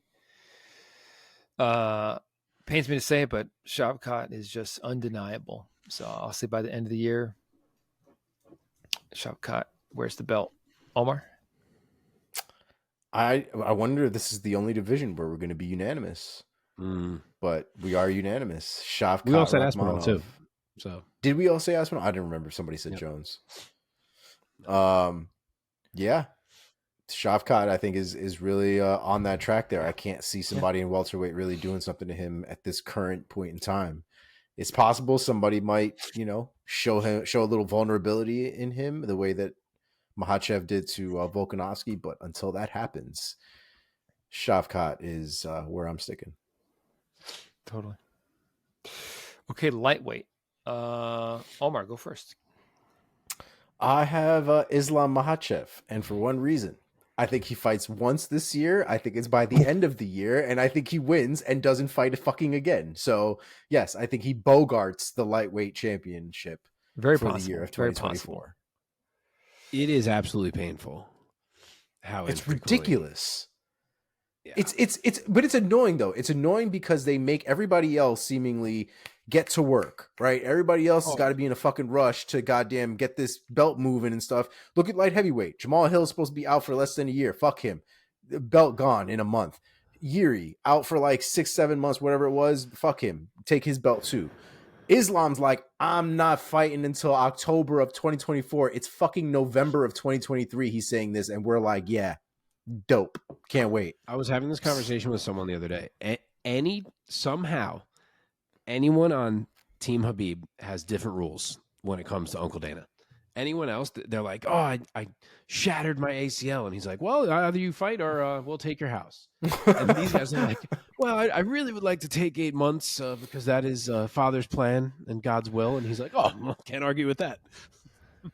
It's the only thing that even remotely makes sense is the paydays that come along with it, right? Like, I think that it's got to be the draw that he has for the Russian audience, the Middle Eastern audience, and that's a shit ton of people from that side of the world. So I got to imagine that by keeping him in those positions, the pay-per-view points and all that stuff kind of come along with it.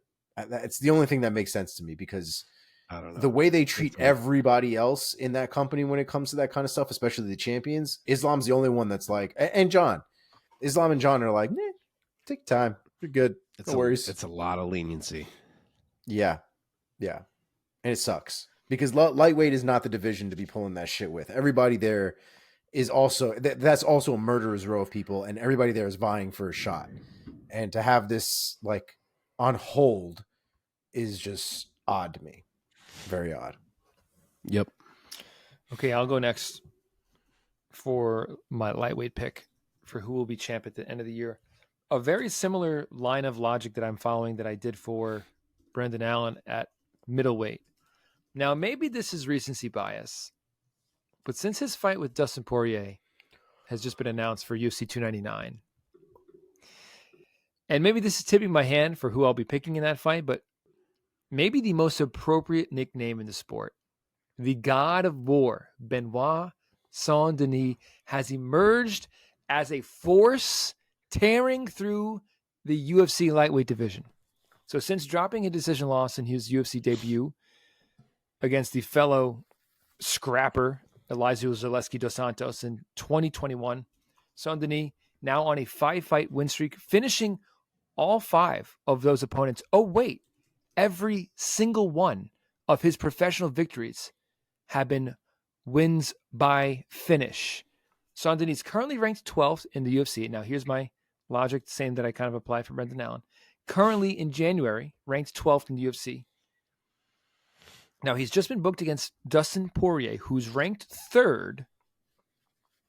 I mean, the last time we saw this kind of a catapult up the rankings, like it makes me think of like Conor going from Dennis Seaver to like fighting for the belt.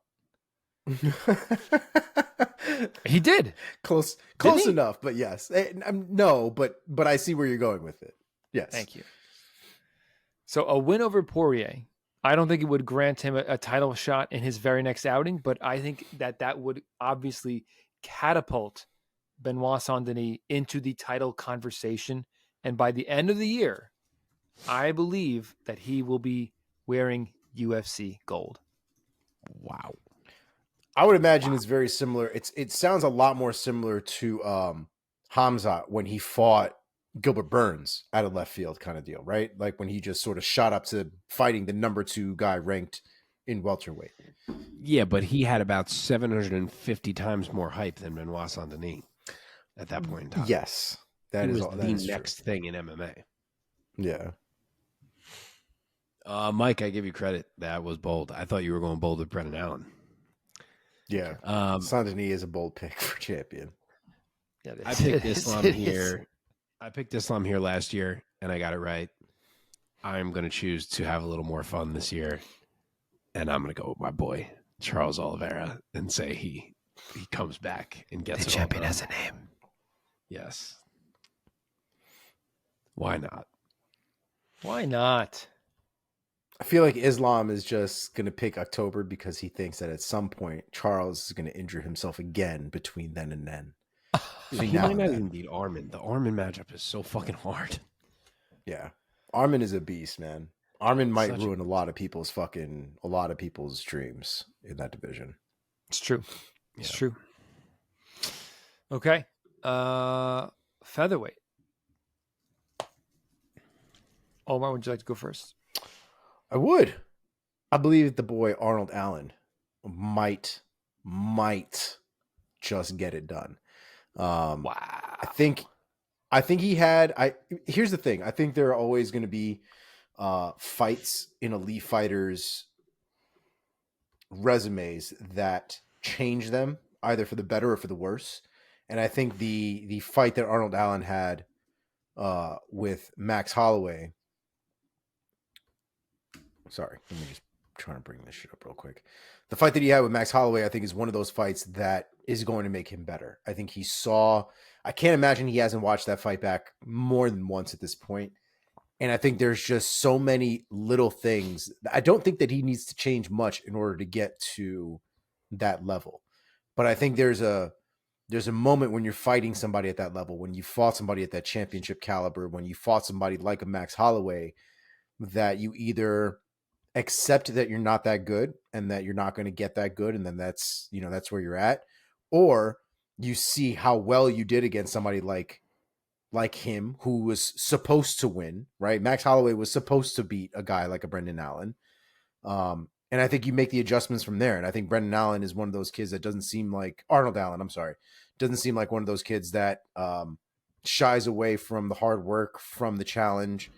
And I think the opportunities should come to him this year. And I think that Arnold Allen is a very possible contender here for the belt by the end of 2024. Wow. That's not who I thought you were going to say. Me neither. I thought you were going to make the obvious pick. I thought you were going to make the obvious pick, like me, and say Ilia Topuria. It's going to be the champ by the end of the year. Yeah. Mark? So, to me, it's one or the other. It's just whoever I'm going to pick in that fight. And similar to, I forget who I was talking about earlier, I'm still very undecided on who I'm going to pick in that fight. But I think I'm going to choose to not move off of Volk just because he got beat on late notice by Islam. So I will stick with Alexander Volkanovski. Very nice. Very nice. Okay, bantamweight. I will go first for bantamweight. So when a champ or a recent champ vacates the division, it always seems to leave a sense of like ungroundedness and maybe even a opportunity in the air. So even though there is a champ, he only has just sat down on the throne, and the crown might not be that snug on his head yet. Now, I feel like Merab Dvalishvili might be the right pick because he's already ranked third in the bantamweight rankings. And now that Merab's teammate Aljamain Sterling is no longer there, Merab no longer has to sort of like drive with the electronic governor. And again, he's already ranked third. And they just can't deny him anymore. But this is a field pick for me. And I'm going with Corey, the Sandman Sandhagen, to be standing there with the belt around his waist at the end of the year. Sandhagen and O'Malley haven't fought each other yet, by the way. And that Striker's Delight is one that the UFC, I think, would love to have title implications to go along with it. So as I alluded to before, a lot is going to have to happen by December 31st for O'Malley. It starts with getting past Chito Vera, a guy who's already beaten him, sort of. O'Malley might not beat Chito and then get wrestled into dust by Merab, or Chito might beat O'Malley and then Merab might wrestle him into dust. But Sandhagen will be there. And I think by the end of the year, I think his talent will be undeniable and he will get another shot this year at the belt. And this time, I think he will Art of War his way to UFC Gold. Mark. Interesting. Omar. Wait, who are you saying? We got the same pick there, Mark. bud. We're good. Oh, I like the Sandhagen pick. I considered the Sandhagen pick. I went Merab. He's just been so dominant. You can't deny the guy forever, even if he's not O'Malley's next opponent after Chito, assuming O'Malley even beats Chito. I don't think we get through the year without Merab getting his title shot. And when he does, I think he takes it and holds it. Okay. Yep. Merab is also mine as well. I think his style doesn't play very well to a lot of people. I think a lot of people have trouble figuring out Merab and how to handle him and how to deal with him. I think the gas tank on Merab presents an infinite amount of problems. And I think now that Aljo's out of the way, I just think it's probably going to be Merab's time. And it's not to say he can't be beat. It's definitely possible. But yeah, I think it's Merab time, man. I think it's his moment. See, here's the thing. I'm not saying that Merab won't be champion. I think Merab very, very well could be champion this year. But I think by the end of the year, I think it could be Sandhagen. Yeah, fair enough. That's what's interesting about this kind of game. Yeah, oh yeah. To do this in January, to think 12 months ahead. Yep. Okay. Here we go. What's next? Flyweight. Okay. I just wrote Pantoja. Yep. Because he's just so good. And I just don't see anybody else beating him right now. I'm with you, man. And there's some tough fights. Like if he has to fight Moreno again, obviously that's a tough fight, even though he's had a lot of success against him. Albazi could be tough. Kopp could be tough. If Makayev breaks through, it could be tough. I mean, there are no easy matchups for this man. But if I got to pick one guy, I think I trust him more than the rest of that pack. He's so talented. Omar? You already know I'm too emotional for this shit, so I'm going to go with Brandon Moreno. It's my man's. It's my boy. Albazi was my pick from Monaghan, but I'm going to be sticking with Brandon Moreno. Very well. Very well. I don't have a good explanation for it. It's my man's. That's where we go. Okay. Let's go down now to the ladies' side. Let's do women's bantamweight. Mark? Valentina Shevchenko. I don't love any of these contenders at bantamweight. Don't get me wrong. I am fans of I love Raquel. I'll be super happy if Raquel gets herself a title. Would be a hell of a finish to her career here, where she has just maintained herself as a top 5 fighter for seemingly ever. But I don't think any of them are dominant. Like her, Bueno Silva, Aldana, Holm, Tate. There's rumors of Durand May coming back. I guess she's in that mix. Who would I skip over? Vieira. None of them do it for me. So I don't know how this would occur. I don't know if maybe it ends up being a spring 2025 thing by the time Valentina actually went back up there, if she is going to rematch Grasso, and God knows what happens this time. But if I gotta pick a name that I actually feel good about, that person is good enough to be the champion, I'm going to just say it's Valentina. Wow. Omar? Yeah, honestly, that pick is better than mine. I didn't even really consider the Valentina pick. I kind of want to steal that now. Honestly, man, I kind of have the same kind of thoughts as Mark. I picked Juliana Pena just because I thought Pena would eventually come back. I was just skipping someone. Yeah, I figured Pena eventually would come back before the end of the year, and I do think that Pena is probably going to hold the belt. I don't think any of these women are like Mark said, particularly dominant in that sense. I think Mayra Bueno Silva is probably going to be one of the more tougher fights for Pena, but I still think it's a totally winnable fight. So I did have Pena as my pick, but I really like that Valentina pick. I might just double down on that one. It's a good one. What's the official? You got to make a call. I'll go with Valentina because I already talked about that cross fight and her coming up to fight Juliana again for the second time. So you did, yeah, you did. I'll go with that. Michael, are we going to be unanimous for the curveball bantamweight champ? No, I also chose Juliana. I too did not think about the potential Valentina move up, and I thought that without Amanda there, Juliana is going to reach up and grab that belt again and not let go this time for a minute. So I had Juliana being champ by the end of the year. And I'm excited for her. Okay. Women's flyweight. Omar. My flyweight is Erin Blanchfield. I think it's going to be the year. I think we finally got there. I think she's proven herself. I think we know that she's definitely elite in that division at this point. But I think she gets the opportunity, and I think she runs with it.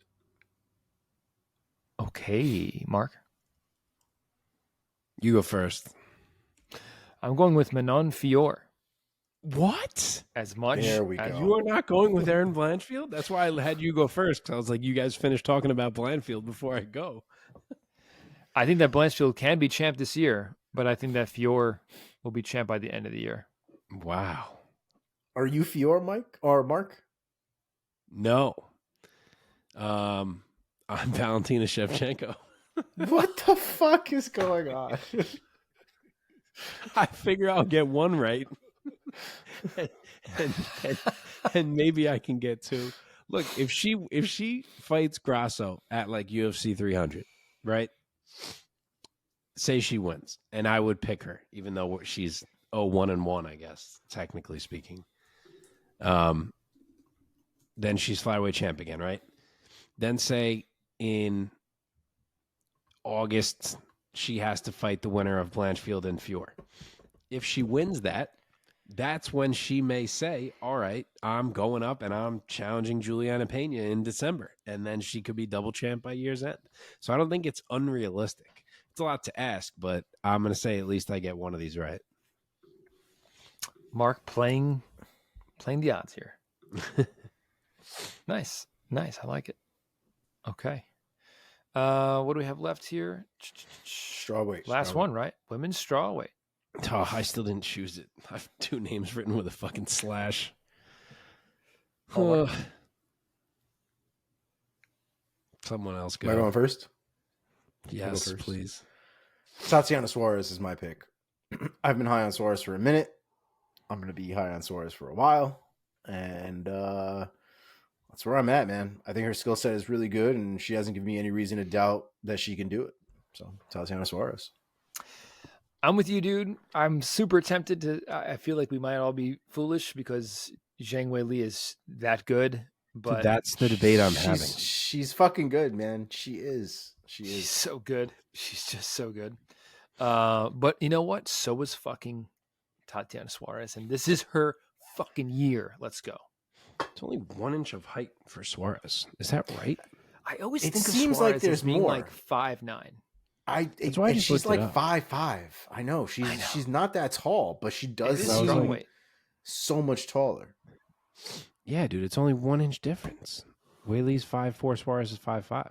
I was literally going to use that as my like X factor. I was like, all right, if she's like 3-4 inches taller, I'm just going to go over there. But yeah, I'm in the same boat as you. Like, I came in this with every intent to pick Suarez, and then I just kept thinking about it. I'm like, God, Whaley is so fucking good. Like, am I sure Suarez beats her? Like, The thing I that don't know concerns about Weili is Weili has gotten better, like significantly for better. sure. Yeah. And so who's to And say what she if- won't get even better by next time? You know, it's hard Right. to gauge where her ceiling is at this point. And what if Suarez can't hold her down? Then, like, yeah, them hands are probably not going to go so well for Suarez. Yeah. I mean, if she's got with Patchy Mix as a training partner, I gotta imagine that her submission game has got to be top notch. You know what I mean? She's not Patchy Mix, but you roll enough with guys like that and expose yourself to ground games like that, you pick it up, especially if you're already good at it. You know. I'm going to go Suarez. I've been on this Suarez will be the champ stance long enough, I guess. Let me not hop off when it's actually on the verge of happening, because then I'll be pissed. But yeah, it wouldn't shock me if Weili did beat her.